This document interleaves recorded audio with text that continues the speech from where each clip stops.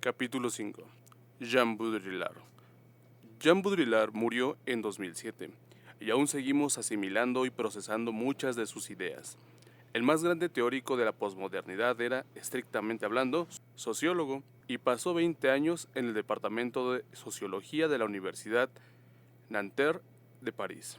En su carrera profesional vivió las revueltas de 1968, la caída del comunismo y el auge de lo que le llamaban el orden hiperreal del capitalismo centrado en los medios de comunicación. Su pensamiento marca una ruptura grande y subversiva con las tradiciones de la filosofía occidental, con su típico objetivo en cuestiones del yo, el libre albedrío y el conocimiento, e incluso con la idea del existencialista de vivir una vida auténtica. La visión de Baudrillard, en cambio, fue la de un mundo en que la individualidad es un mito y donde las personas son unidades que reflejan lo que ocurre en los medios, y su único propósito es consumir imágenes y signos. En este nuevo universo, algo es real solo si se puede reproducir de forma interminable, y lo singular o que no se puede compartir no existe. Simulacros y simulación fue el libro que puso de moda a Baudrillard fuera de Francia, y es una obra sorprendentemente accesible. Aunque los ejemplos que emplea se refieren a la cultura y la política de los años 70, el lector actual puede imaginar fácilmente manifestaciones de sus ideas. El territorio ya no importa. En una de sus novelas, Jorge Luis Borges cuenta la historia de los cartógrafos de un rey que elaboraron un mapa tan exacto y minucioso que se ajustaba como una sábana sobre el territorio del reino. Es una buena historia, pero Baudrillard sostiene que en el mundo actual ese tipo de empresas parecen pintorescas, porque todo lo que realmente importa es el propio mapa. No intentamos simular que no es más que una abstracción que nos ayuda a llegar a la realidad. Es la realidad, pero ya no es una cuestión de mapas o territorios, indica. Algo ha desaparecido, la diferencia soberana entre uno y otro que constituía el encanto de la abstracción. Así pues, el encanto del mapa reside en el espacio que lo concedemos para que sea una representación exacta de la realidad. Hoy ya no permitimos tal cosa, sino que hacemos lo que podemos para que la realidad se ajuste a nuestras abstracciones. Ya no vivimos en un mundo de lo dual, el ser y la apariencia, lo real y el concepto. Lo que es real se puede producir sin fin con programas de ordenador y lo más perturbador, esta nueva realidad ya no hace referencia a ninguna base racional de verdad. Ya no es una cuestión de imitación, ni de duplicación, ni siquiera de parodia. Es una cuestión de sustituir los signos de lo real por lo real. Baudrillard llama a este mundo lo hiperreal, y una de sus interesantes cualidades es que obvia la necesidad de lo imaginario, porque no existe distinción entre lo que es realidad y lo que es imaginado. Se nos deja con un mundo que es un gigantesco simulacro, una simulación o un parecido, un mundo que nunca se intercambia por lo real, sino por sí mismo. Es un circuito no interpretado, sin referencia ni circunferencia. Una buena analogía, aunque él no emplee ninguna, es la del papel moneda. Casi nunca se cambia por el oro o la plata en los que teóricamente es convertible. Al contrario, el papel moneda es el dinero. El hecho de que en verdad no sea más que papel es irrelevante. En el lugar de lo real fabricamos un fetiche del pasado. Para Baudrillard, el punto de inflexión en la historia fue el paso de nuestra aceptación de un mundo de signos que indican la verdad o la ideología y que premian el secreto, a un mundo que no se molesta en distinguirlo uno de lo otro. En la era de los simulacros y la simulación dice, ya no hay ningún Dios al que reconocer por sí mismo, ningún juicio final que separe lo falso de lo verdadero. Cuando ocurre esto, avanza la nostalgia y sentimos un anhelo superficial de verdad y autenticidad. Hay una producción afectada por el pánico de lo real y de lo referencial, paralela y superior al pánico de la producción material. Cuando todo se hace abstracto, el valor de lo real se infla. Pero, ¿es realmente lo real lo que queremos o solo los signos de lo real? Una vez en el mundo de los simulacros y la simulación, es difícil abandonarlo. Apenas conocemos la diferencia entre él y la realidad. Baudrillard señala que somos como el pueblo de los Tazadai, que los etnólogos descubrieron en la profundidad de la selva tropical en los años 70. Para evitar que se extinguieran, fueron trasladados a una zona de selva virgen inaccesible. Este museo vivo pretendía conservar lo real y que aquellas gentes pudieran vivir siguiendo sus tradiciones. pero el aislamiento fue en sí mismo un gran acto de simulación. Del mismo modo, los científicos occidentales invierten una gran cantidad de dinero en la conservación de las momias egipcias, no porque el antiguo Egipto signifique algo para nosotros, sino porque este tipo de objetos son una especie de garantía de que las cosas antiguas tienen un significado particular. Toda nuestra cultura lineal y acumulativa se desploma si no podemos apilar el pasado a la vista de todos. Esta museoficación es la marca de una cultura que odia los secretos y ansía poseer otras culturas mediante su disección y categorización. Tienen valor para nosotros como símbolos del hecho de que fueron desbancadas por nosotros. Baudrillard pone el caso de Disneylandia como ejemplo clásico de simulacro, porque se presenta como un lugar imaginario solo para hacernos creer en el resto, nuestra sociedad es real. Disneylandia preserva la fantasía de una separación entre verdad y fabricación, una fantasía que necesitamos para seguir existiendo en un mundo fabricado. Los lugares de este tipo nos ayudan a soslayar el hecho de que todo Estados Unidos pertenezca al reino de la simulación. La política en un mundo hiperreal. Baudrillard va más allá de la típica visión izquierdista marxista del capitalismo como inmoral. Al contrario, el capitalismo es una monstruosa empresa sin principios, nada más.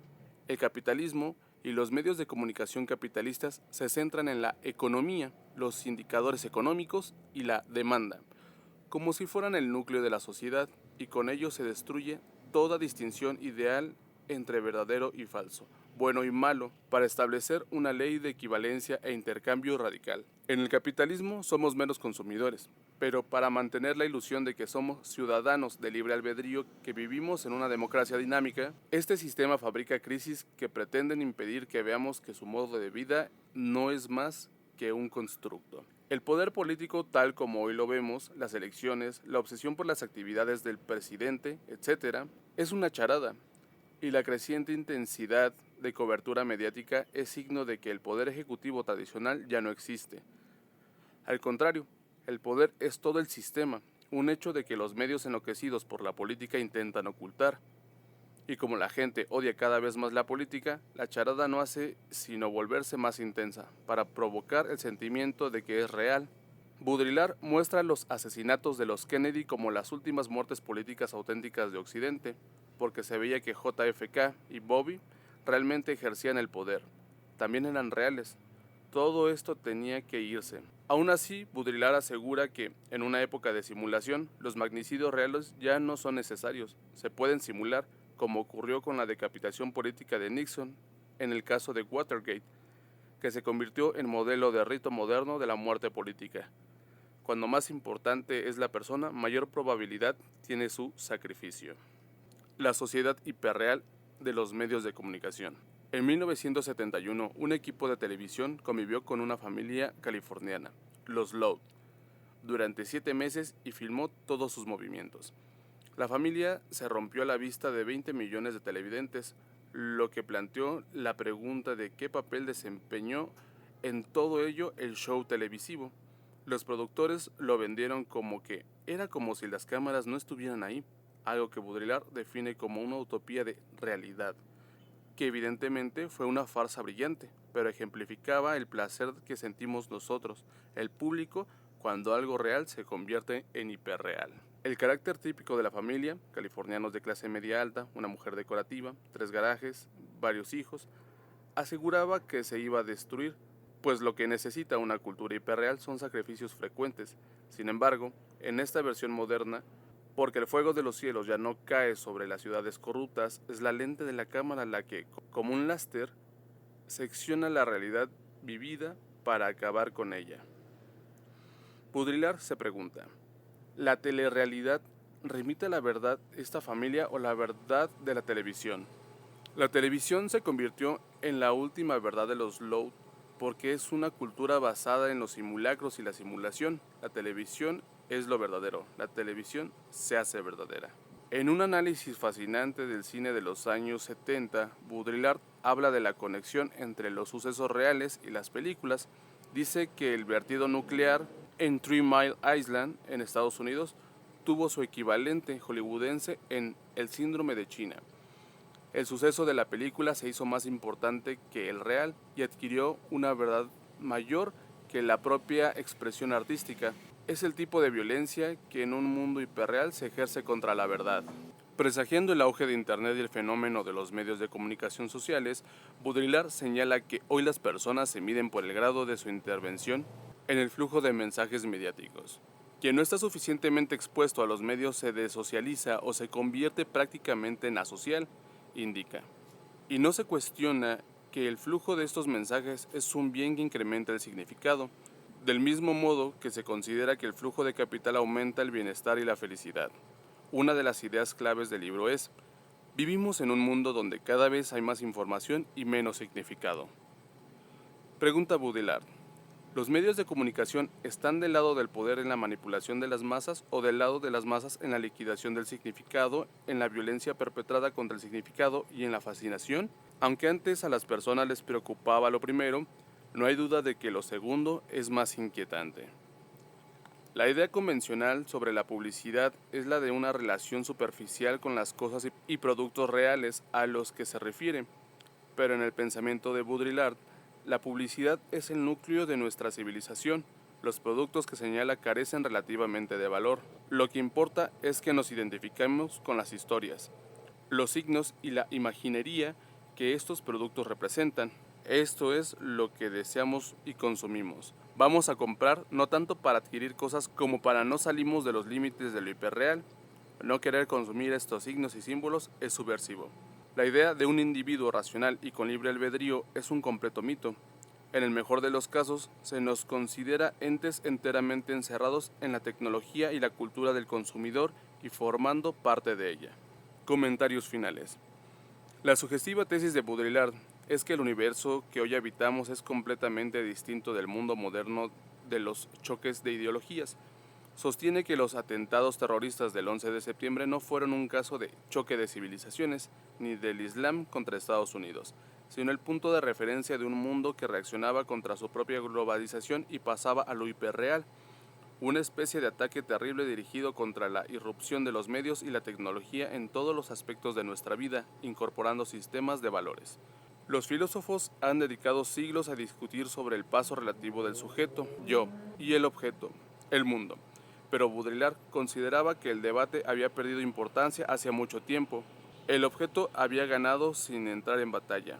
Hoy la persona no es un proyecto de yo personal, como nos han dicho muchas tradiciones de la filosofía y la teología, sino que parece más una máquina que consume y reproduce las ideas y las imágenes que están presentes en los medios de comunicación, la publicidad y la política. Y lo más turbador de todo, la situación de la realidad por la hiperrealidad es lo que Baudrillard llama el crimen perfecto, porque la mayoría de nosotros apenas somos conscientes de que se haya producido. Jean Baudrillard. Baudrillard nació en Reims en 1929. Sus padres eran funcionarios y sus abuelos agricultores. Fue el primero de la familia en ir a la universidad. De 1966 a 1987 ocupó diversos puestos en la Universidad de Nanterre y después pasó a impartir docencia en la Europa Graduate School hasta su muerte en 2007. Su primer libro, El sistema de los objetos, 1968-1969, estaba muy influido por Roland Barthes y en su primera época Baudrillard fue considerado posmarxista. Obras posteriores relacionadas con los medios de comunicación parten de las ideas de Marshall McLuhan. La película The Matrix está inspirada en Simulacros et Simulation y da idea de lo que podría ocurrir si la hiperrealidad se asume con toda su omnipotencia y sus consecuencias lógicas. Otras obras de Baudrillard son La sociedad del consumo, 1970, Crítica de la economía política del signo, 1972, El espejo de la producción, 1973, A la sombra de las mayorías silenciosas, 1983-1984, América, 1997, Olvidar a Foucault, 1977-2000, La guerra del Golfo no ha tenido lugar, 1991, y El crimen perfecto, 1995-2009. 1949. El segundo sexo. La mujer no nace, se hace. La historia de la vida individual de la mujer, debido a que aún está atada a sus funciones, depende en mayor grado que la del hombre de su destino fisiológico, y la curva de su destino es mucho más desigual, más discontinua que la curva masculina. En dos palabras, El concepto del otro ayuda a comprender la posición y el poder de las mujeres a lo largo de la historia. En la misma línea, Jean-Paul Sartre, el ser y la nada.